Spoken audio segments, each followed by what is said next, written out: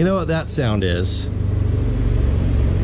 So the mechanically astute of you are going to say, oh, that's obviously the radiator fan after run, which makes sure that your motor doesn't suffer from vapor lock by running coolant through the system. There's an auxiliary water pump that'll pump coolant through. The fans keep running until the car is nice and cool, so that everything will be great and start up just fine once you start going again. But to those of us who might have a little bit more than knowledge in it, but also the wisdom from practical experience, that is the sound of my car running down its battery as the fan runs. And it may or may not want to start again, depending on how hot I got the car while I was driving it nice and hard. And then, you know, how much it runs down the battery. Yes, a brand new battery should not have an issue with this. Certainly my Corrado battery, which I just got this past year, should be fine. But the reality is, some of these older cars will just keep running these fans and it'll run down the battery, or you might inadvertently leave your dome light on inside the car and it runs down the battery and you come out and you have a dead battery. Point being, at the end of the day, you've got a dead battery. What do you do with it? Well, I have tested out these things before. Oh, it shut off. There you go, the fan shut off. I have tested out these things before. It's a jump pack, and I'm going to be showing you one that I just got to try out, and these things are such lifesavers. I am a fan of having one in every one of our cars. So we've got one in, actually, we've got one in my son's Fiat Spider, just in case. I do have one in the back of the Corrado.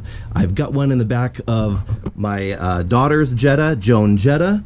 It is my goal to eventually have one of these things in the back of each of my cars, because they are so useful just to have in emergency situations, as well as the practical situation. Like, I don't know, you live in SoCal and the sun is super hot and it makes everything run hot, and it makes your car run hot, and the battery runs down, and all those fun things.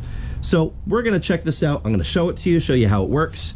We're going to fire up the car with this jump pack, because I'm pretty sure it just ran down my battery. Yeah, yeah, it's a thing. So let's get into it. I'll show you this thing.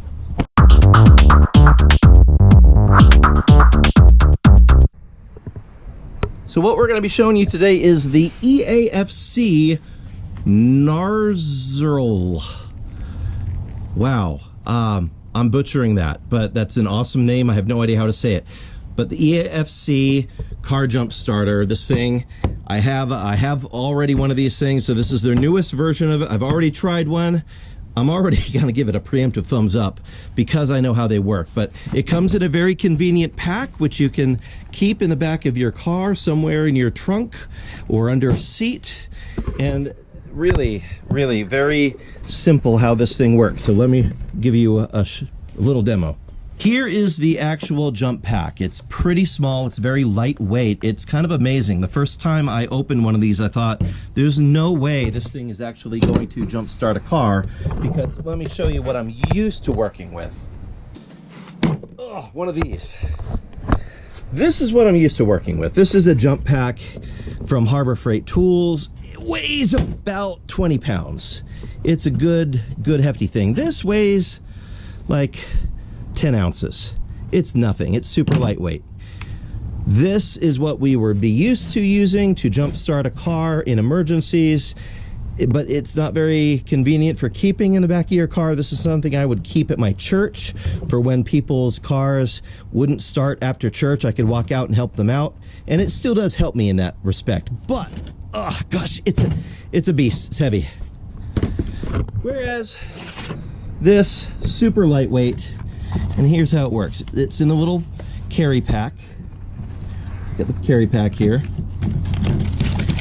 The carry pack, if I can do it one-handed, I don't know if I can or not, has this little module. This is what plugs onto your car battery, and the rest of it plugs in up at the top here. Now, it is worth mentioning that this module is USB-C rechargeable. So when it runs low, you just use a typical USB-C, plug it in the top.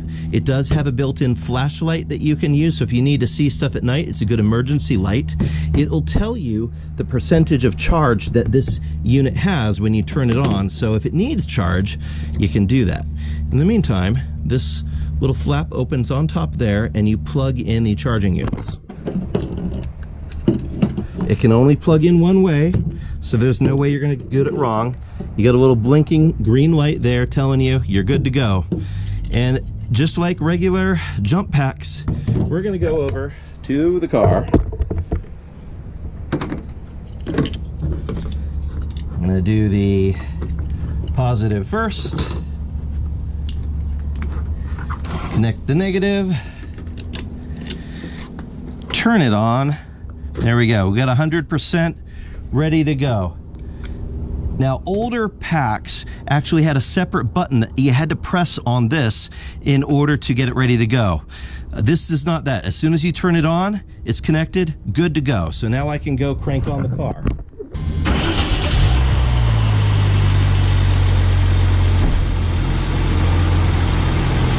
Fabulous. All right.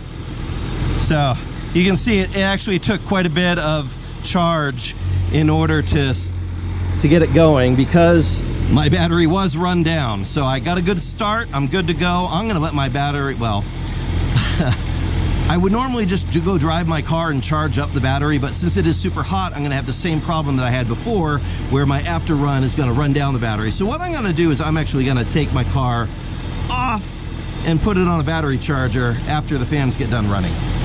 So one of these little chargers really save you in a heartbeat. Like if you're somewhere at night, you're alone, whatever. I definitely want to have my daughter have one of these. I want my son to have one of these. I want my wife to have one of these. I want one of these in my car because they do really come handy in a pinch, and then I can take it and I can recharge it with the USB. It takes anywhere from 2 to 5 hours to charge, depending on how low you brought it as you were charging it, as you saw on mine. But super useful. I am a big fan of this thing, so thank you, EAFC, for sending it out. Giant fan of this. Definitely get a lot of practical use out of it. So this is a good thing. It's a very good thing.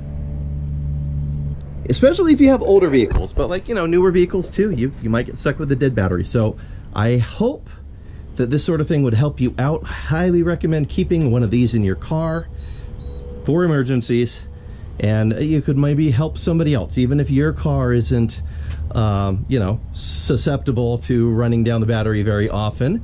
Maybe one of your friends is, and you're able to help them out. Like, actually, come to think of it, this past December I was able to, I mentioned I had the old version of this. I've had an EAFC for a while, and it's come in a clutch because I was down at Balboa Park.